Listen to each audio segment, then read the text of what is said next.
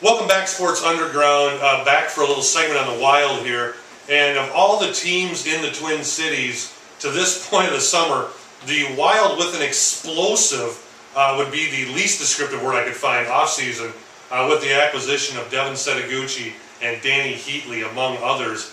And we talked about the Wild in May, and I didn't see this coming. No, first and foremost, I'd like to say hats off to the Minnesota Wild franchise, because I know it's been well documented that no one's been more critical or harsh on that team than I have. Mm-hmm. I mean, really, the lack of interest that I had personally, and I know that my friends had as well, in last season and towards the end of last season, it just fell flat. Right. And now it's interjecting a little bit more of what we needed: some shooting, some scoring, and some players to get us back into watching Minnesota hockey. Well, in fact, you have Brent Burns, who was a top-level defenseman. I enjoyed Brent Burns probably a little more than you did, I know that. But the fact that you fleece the San Jose Sharks for Setoguchi, a first-round pick that turns into Zach Phillips, who was a pretty high-scoring player in the Canada Junior Leagues last year, and then also Charlie Coyle, who is a college player at this point, but wasn't another #1 draft pick by San Jose. Those three guys for Burns, in my mind, I can't get my mind around how we pulled this one off. No, and I think we threw in an extra draft pick in there, but it's not. Right. It's really not a consequence at all. First of all, getting Devin Setoguchi is a player. Getting from them, they probably had too many of those type of players on their team. Logan Couture, Joe Pavelski, players like that, kind of mid-range that would look real good in a Wild uniform, but they just had too many of those players, and they need a difference maker on defense. They have some there, but Brent Burns' caliber isn't there. Right, and their reason probably for getting stopped in the playoffs last few years, they've never gotten over the hump. And people say defensively they just weren't to the point they needed to be. They think Burns is that key to get them to the Stanley Cup. I don't know if I agree with that necessarily. They might not have been tough enough on defense, and I'm not sure if Brent Burns is a quote-unquote tough hockey player. Well, I think about him more offensively gifted than I do defensively gifted, but he's a guy that moves the puck up and down. He can go end-to-end for you. A little different dimension probably what they have on the ice right now. But when I found out that we made that trade, like you said, I couldn't wrap my mind around how we got that many pieces for Brent Burns. Well, I remember seeing that. I was watching the draft. You were at a truck or tractor pull, I believe, and I think it took me all of 10 seconds to call you, and I had to actually text you and say, no, this really happened. Don't think I'm lying to you. That's how shocking and surprising that trade was, at least to me, that night of the draft. Well, the Wild don't make moves like that. Right.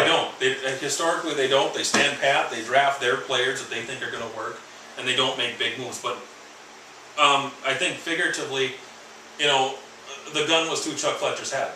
Well, he had to do something. But I tell you what, for being in that corner with the gun to your head, he snuck away pretty clean. Absolutely. Getting what I know he had to trade Burns because he's going to be a free agent. We were going to lose him. Would you expect, if you're a team that knows that we're going to lose Brent Burns, why would you offer up that much to get him? I mean, could there have been 2 or 3 other teams that were making offers comparable? I don't believe it.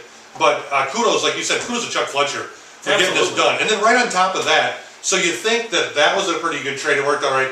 We move lazy Marty Havlat, the guy with 100-point talent and 50-point potential, for one of the arguably top 10 goal scorers in the league, even this far into his career, Danny Heatley, who on paper, he's been a little less productive the last few years, but you know it, we see it, he says it.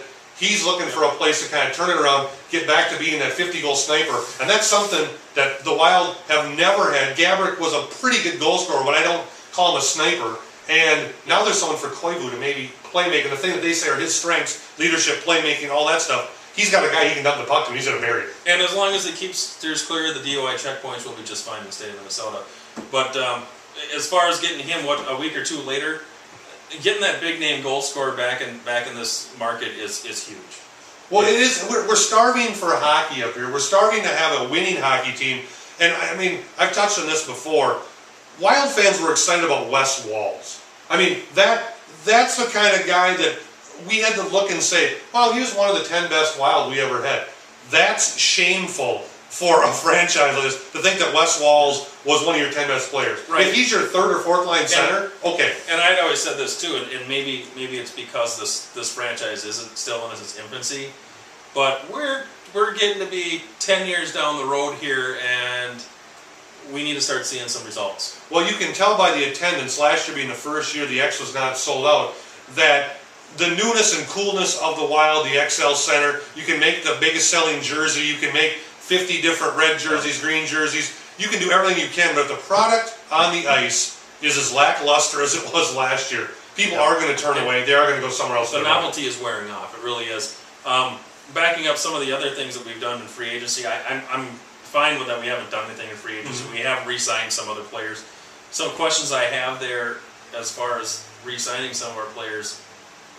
How long are we going to hold on to Josh Harding? Well, I think we've ridden that horse. Well, I know that Theodore wanted a chance to start, and that's the reason he left. Pretty good situation for him. I don't blame him one bit. No, That's I don't fine. either. But I think the Wild could have pushed a little harder, maybe to sign Theodore. Look to maybe move Backstrom, because although the Heatley and Setaguchi signings and trades, that's something to get excited about. Nicholas Backstrom, for the money he's making right now, he wasn't exactly a stalwart. Now, you can blame something on the defense we had. Before you go that far, I think the relevance of having Nick Backstrom with the new players that we have, he becomes more relevant. Right, I understand that. Because having a good goaltender and a good team makes sense. Having a good goaltender and a crappy team like we did last year makes no sense. But was Theodore that much of a drop-off from Backstrom last year? No, I don't think so. So, I'm saying maybe keep Theodore, maybe you could have moved Backstrom, but you didn't. Theodore went his own way. But we get back to the Harding thing. Torn up knees, gets sick when he plays, looks spectacular for a game or two, but has to be pulled some games. When what we've heard from new head coach Mike Yao is that he is in love with Hackett, our goalie at Houston now. I've heard he's the goalie of the future, hands down. He's Backstrom's replacement. So are they in-house? Are they re-signing Harding because they need Hackett to play every day? They don't want Hackett to come up and sit. Is that the move here? Because if Hackett's this good in the goalie of your future, I don't think you're trying to win a Calder Cup in Houston. That's not the reason to keep him down there. No. So I question what's going on with that. I do too. Yeah, I do too.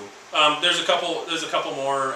The Casey Wellmans, that we're re-signing. Jared Palmer's.